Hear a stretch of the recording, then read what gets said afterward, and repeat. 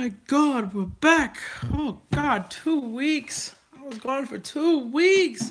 So much has happened in 2 freaking weeks. And that's my fault for taking a time off. I guess the New Japan High was too much. I didn't want to cover stupid wrestling. That wasn't good. I wanted to cover quality shows. Those last 2 weeks of Raw and SmackDown and NXT, I did watch them all. And honestly, not a fan. I didn't like either of the shows. And if I don't like any of the shows, there's no point of covering it. I don't like putting too much negative energy out there. And it didn't piss me off. So it wasn't really like a huge reaction you was going to get out of me. But it was no point. It felt more like a waste of time. So that explains why we're still on episode 4 and we're not on what this should be episode, what, 4, 5, 6. So we should be on 6, but this is episode 4 of the WWE Roundup. I'm MCCX, guys. Welcome back. We're doing this again. A little update on why I was gone. Besides Raw and SmackDown NXT not delivering those last 2 weeks for me. Well, NXT wasn't too bad, but I just didn't want to do it. Also, I was working on a little project for this channel. We're going to put some wrestling videos up here. Hopefully, I can get my little eFed started.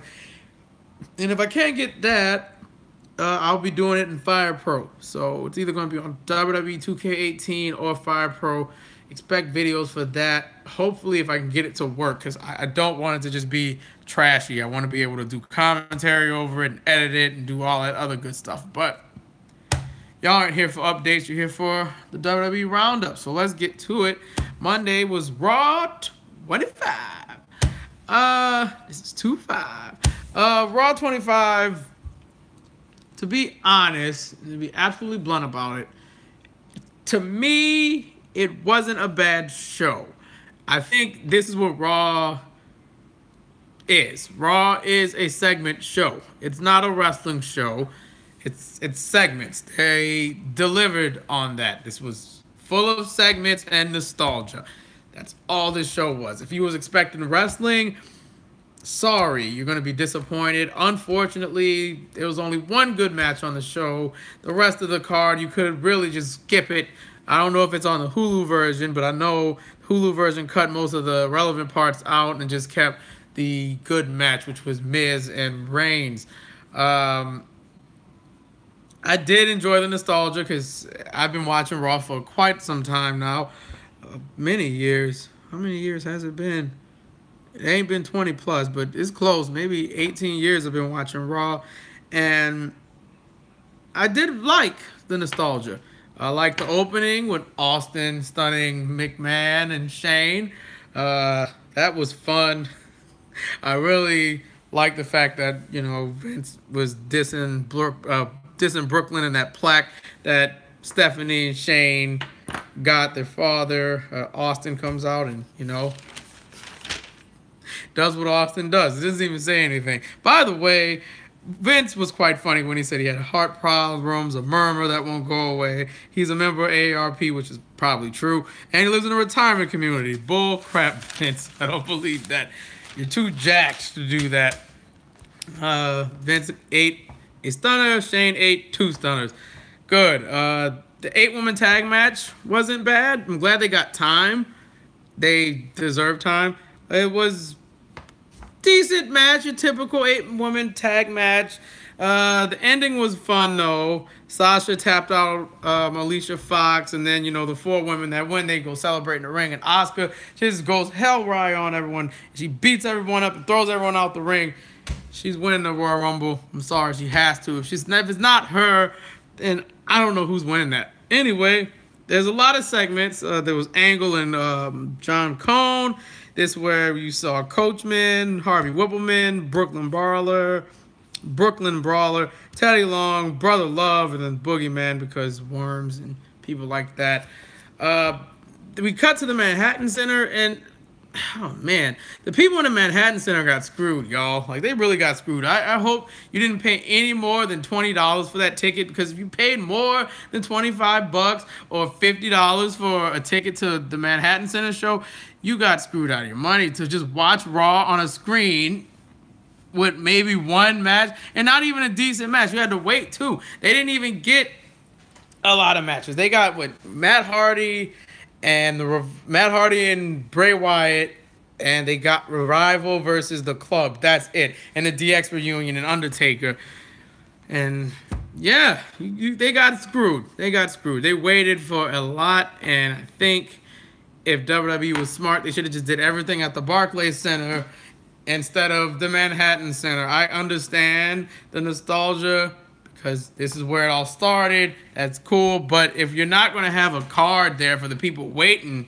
to see something happen, instead of having them just look up like, oh, man, Strowman just beat up Lesnar. That sure looks nice. Oh, man, you know, there goes the cruiserweights. I guess we're not getting that. Hey, look, it's the Dudley Boys. Hey, look, it's the Godfather and Mark Henry. Hey, look, guys, look at all this fun stuff that's happening at the Barclays Center. And what do we have? Oh, look, it looks like Matt Hardy and Bray Wyatt. Well, it's time to look back up. We're not going to get anything for another 30 minutes or 45. Like, they got screwed, man, and I feel bad for them. It could have been better if we just did everything at the Barclays Center, but whatever. Undertaker was there. They did a package on some of his greatest moments. Of course, the holy shit chant started because he's Taker. And to me, Undertaker didn't look like Undertaker. He looked like, you know how you have those local indie shows and they advertise a wrestler from the WWE or the WWF at the time? It was like Taker just put on a cloak and just walked out. Like he was at an indie show. Just like, I'm going to cut a promo and I'm going to leave. Like, that's it. And it was cool. He's declared all his opponents should rest in peace. No build with Cena and Taker. You're not getting a WrestleMania match. Hopefully, maybe you'll get it the night after Royal Rumble. But no build as if Taker's getting as if the Undertaker's getting a match. I'm not seeing it happen right now. It's supposed to be Cena, but there's APA with Rhino and Slater. So this is where the $1 Million Man shows up and they start playing poker. A lot of these people that were advertised just played poker with the APA. I hope they had fun because they could have did more with the people they were advertising. Instead of them having backstage segments and just talking, they could have been in a match or, I don't know, go to the Manhattan Center and do something for the people that's waiting. But I don't know. They say it's Jimmy Fallon's fault this happened, especially with the next part with the general manager rundown that just had people wave like the Hall of Fame. And they say it's his fault. It was supposed to be Fallon going backstage and interacting with all the past superstars and the other guys that was advertised from SmackDown Live. But he couldn't make it, so that threw a wrench in the plans. And, of course, the other incident involving Enzo. So, yeah, I'm not really going to talk about that till we get to it. As for the general managers, you had John Laurinaitis, Regal, Bischoff, Daniel Bryan, and then Miz stares down Bryant. Miz versus Reigns happens. What a wonderful match. Roman is still getting booed out of his mind. I don't know why. I thought we wanted Roman to have the Intercontinental title and work his way up to getting a World Heavyweight Championship match or a Universal title match. I thought we wanted him to work for it, not just, but I think the damage has been done. If they would have did that from the beginning, maybe we would be behind Roman Reigns, you know? Maybe we wouldn't hate Roman as much as we do now if Roman started from U.S. title, then IC title, held that for a while, then won the Royal Rumble, then, beat Triple H at WrestleMania. That would have been better instead of shove him down your throat. So overall, Miz versus Reigns, best match on the show. Miz wins after Roman runs into an exposed turnbuckle. Miz hits the second skull-crushing finale of the night, and Miz is now 8-time IC champion. He's one behind Chris Jericho. Yeah. Back at the APA poker game, you get Jeff Hardy, MVP, and the Usos. Again, what a waste of time. He could have made an entrance or something. Peep Show was back. Christian didn't really say much, but besides he misses us, and then Jason Jordan started talking out of his ass. And then the bar comes out, a brawl starts, and Seth Rollins somehow hits Jason Jordan in the head after Cesaro moved out the way. I feel like that's going to cost Seth the belts at the Royal Rumble because Jason Jordan is a petty man. And it's time for him to go full heel, which you guys are going to enjoy. Alexa Bliss, they asked her if she's still going to be champion. And, of course, Charlotte's like, you wouldn't be champion if I wasn't on the show. And Ric Flair's like, oh, you could be the champion today, but she's the champion today, tomorrow, next year, 10 years, woo. The Raw All-Star was Edge because he wasn't there. We go back to the APA. Natty and Titus Worldwide are there. Natty wins with the Queen Flush. Bray Wyatt versus Matt Hardy at the Manhattan Center. Kind of a blow-off match. It wasn't what I was expecting. Wyatt wins. Battle 1 against the Woken One. Then we do the female superstar thing. Little wave like we're in the Hall of Fame. Bella Twins, Maurice, Kelly, Lillian Garcia, Jacqueline, Tori Wilson, who still looks fine as hell, bro. Damn, bro. Tori Wilson, fine as hell, bro. Michelle McCool, Terry Reynolds, Maria Kanellis, Trish Stratus, and that's it. There was no Lita, which was weird. I don't see why Lita wasn't there. And it kind of sucks AJ Lee wasn't there. I mean, she's done a lot for Raw, so oh well, you do what you can. Elias and Y2J had a segment. Y2J was wearing an Alpha Club shirt. I thought that was weird. I'm like, holy crap, they're letting him do it. Well, Vince did let him wrestle in New Japan, so why the hell should I be surprised by that? Y2J puts Elias on the list. You knew that was going to happen. Then we come to Elias and Cena 2. Cena, does his usual stick, and then Elias hits Cena with the drift away, and then he hits him with a guitar. I want Elias and Cena to be at a pay-per-view or something. We need to have Elias win. Cena's up 1 and Elias is still at 0, but this segment would technically mean he's at 1. APA thing, the New Day's here now. Heath is trying to win. He gets accused of cheating. Blah. Segment backstage. Godfather, Mark Henry, blah. Titus Worldwide. Well, that segment was kind of nice. Everyone grew up, and we all did grow up. Titus Worldwide versus Slater and Rhino, whatever. This was just a setup for the Dudley Boys to come and put someone through a table, and that person was Heath Slater. Oh, poor baby. I believe it was supposed to be the Dudley Boys putting Enzo and his train, the Enzo train or the Zoe train through tables, but as you all know, Enzo did something, allegedly, that cost him his job. I don't even know if it's true or not. I've seen both sides with the lady Philomena's explaining her side of the story, and then there's this other guy who's got like text messages of her saying, "Oh, I'm sleeping next to a wrestler, very famous wrestler, yay!" And it's kind of like she was not complacent. She compliant with the whole situation. Yeah, that's the thing. Then you had, well, I mean, if Enzo did what he did, scumbag. If he didn't, got wrongfully accused, that's not fair, and she should have to serve something if she's lying. But I don't think people lie about rape. Who lies about rape? Seriously, like, that's very traumatic. No one's gonna lie about that unless you have ulterior motives, which she might have. I don't know, but she seems genuine, so whatever. By the way, it seems like Enzo wanted to leave beforehand anyway because he wants to become a rapper. That's what he does. Miz called it. Hang out with third-rate rappers. So I guess Enzo wants to be one. Let him be with his third-rate friends, his little third-rate friends. We have a backstage segment with AJ Styles just doing a Hogan impersonation and being interviewed by Mean Gene Okerlund. Cool. The DX reunion, which was like 40-year-olds acting like they're 12. That was great. HBK was hiding his bald spot. I'm glad they acknowledged China and Rick Rude. Wish they would have acknowledged China earlier, not after the fact that she's gone from this planet.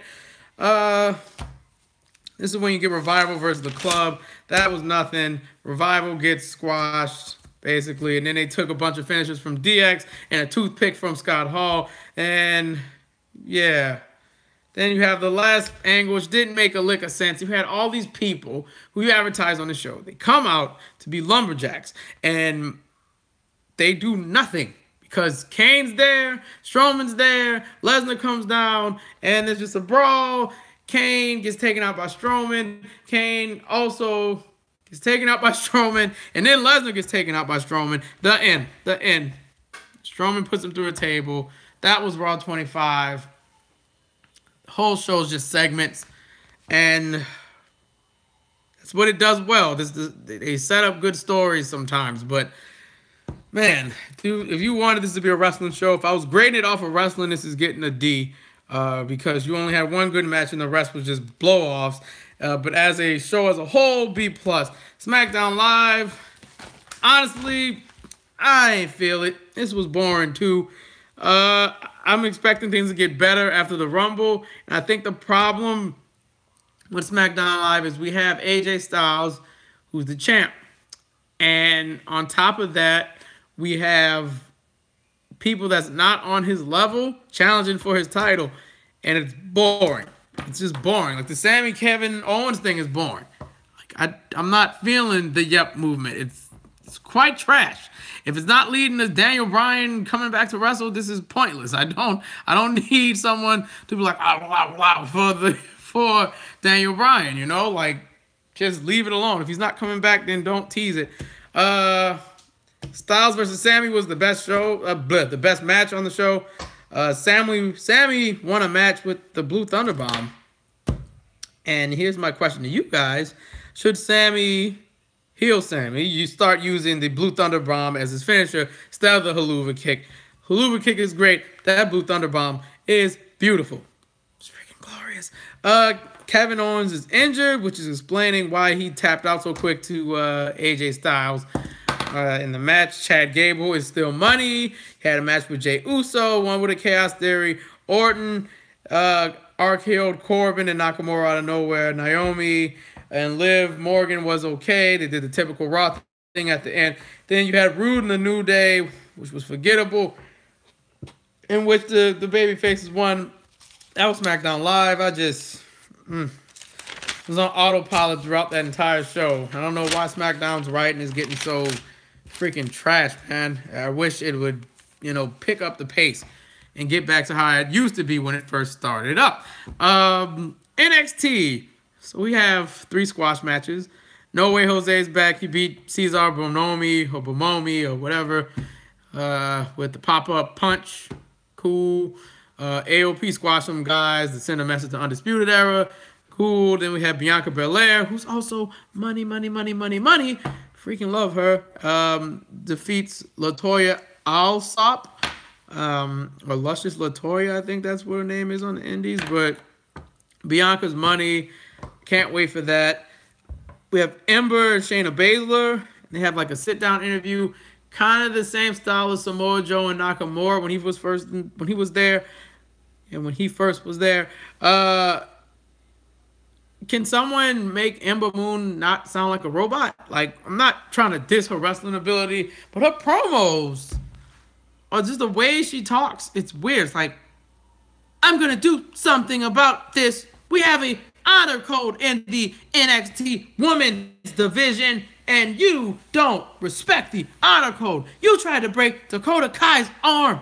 What's wrong with you? Doing stuff like that won't get you to the top. Look at my contacts. Look at my contacts. Look at my contacts. Like, that's what I'm getting from Ember Moon. And Shayna Baszler's just, nonchalant, just brushing all that off. Like, whatever. Doesn't matter. I'm going to hurt you.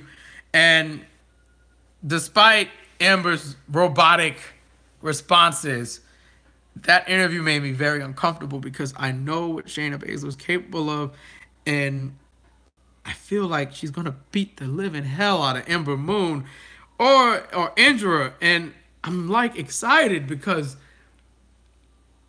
I don't see Baszler losing. How could she lose her first match here? Just no. Then they ran a video vignette. This is part 2 of the TM61 files. They're the Aussie pals. You wish they were your friends. You wish they were your friends. They're the Aussie pals you wish you had as friends. I wish they were my friends. One of them streams video games. I think it's Shane Thorne or Nick Miller. I don't know. And then we had Dream versus Johnny Gargano, which is simply awesome. It's a great performance by both men. Velveteen's over. Johnny Wrestling's over. Just great storytelling. I liked how Johnny Gargano, he hit Dream with a super kick at the end of the match, and then he just slowly put the Gargano escape on and made him tap out, just looking right in his eyes as he applied it, and just was great. This NXT has got me hyped for TakeOver, which is this Saturday. I'm ready, man, but that's a WWE Roundup. Sorry for going so long, because I don't like going long anymore. I see where that could go. But yeah, that was fun. Please like, share, subscribe, share with your friends, and continue to follow your dreams. The New Japan reactions are coming at the end of the week, hopefully up on Saturday. I want to have them done by Friday. I'm trying to edit them so they all come together. I think I'm either going to put them in individual reactions or just have it as one big reaction video as a whole.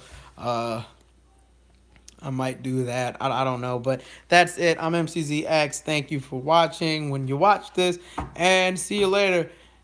Continue to follow your dreams. Bye-bye.